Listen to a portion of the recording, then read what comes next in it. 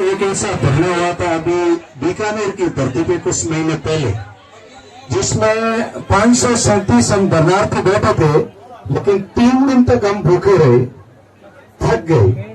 मैं बहुत बहुत धन्यवाद देता हूँ आपको और आपके साथ में 114 जने बैठे हैं जो 7 दिन पूरे हो गए। 8वां या 7वें दिन की रात्रि होने वाली है और आप 7 दिनों से भूखे बैठे। मैं हकीकत हालत बताऊं, मैंने ऐसी सूचना मिली है कि जो जब भूखा रहता है 3 दिन से ज्यादा, जब जो शरीर की चमड़ी और खून होता है वो उनके छोटे छोटे कण बन करके वो पेशाब के साथ निकलने से शरीर को खाने लगते हैं। ये चमड़ियों को डॉक्टर लोग बैठे हैं, ऐसी स्थिति है। लेकिन ये लोग अभी तक बीमार क्यों नहीं है? वो संबल शक्ति स्ट्रॉन्ग का इनके साथ में, तब तक इनके साथ में ताकत है। मेरे भाई बहनों, मैं 5 बिंदुओं पर एमएलए साहब, मैं केवल 5 बिंदुओं पर बोलूंगा। मैं मेरी निजी जो राय, जैसे डॉक्टर साहब ने कही, मैं कल का विषय बताता हूँ।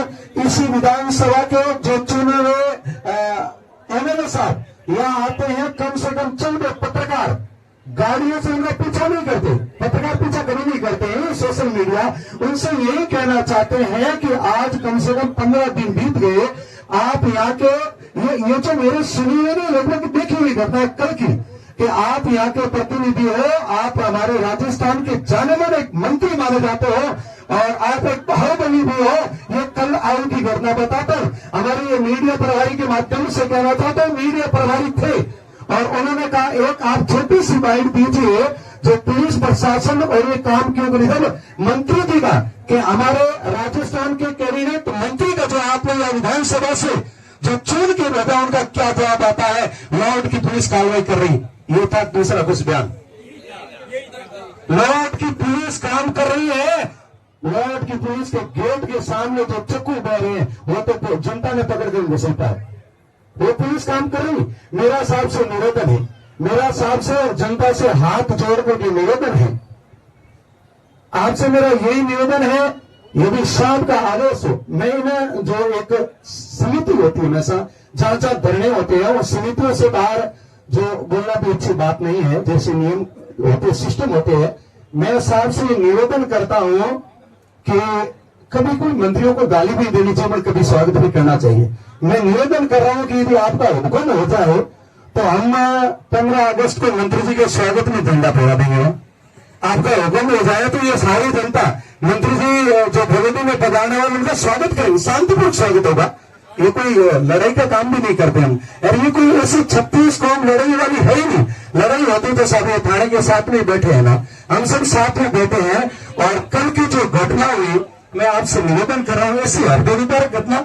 आज साहब कम से कम 700 रुपए दिए मजदूर नहीं मिलता है, और कम से कम 1 लाख जनता, हमारे प्रधान जी बैठे भागरी थी, 550 लगभग गाड़ियां यहाँ पहुंची है और हुक्माराम जी साहब बैठे हैं।